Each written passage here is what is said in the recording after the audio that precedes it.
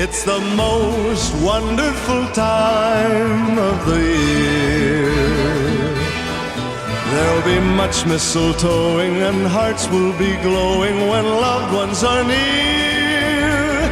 It's the most wonderful time of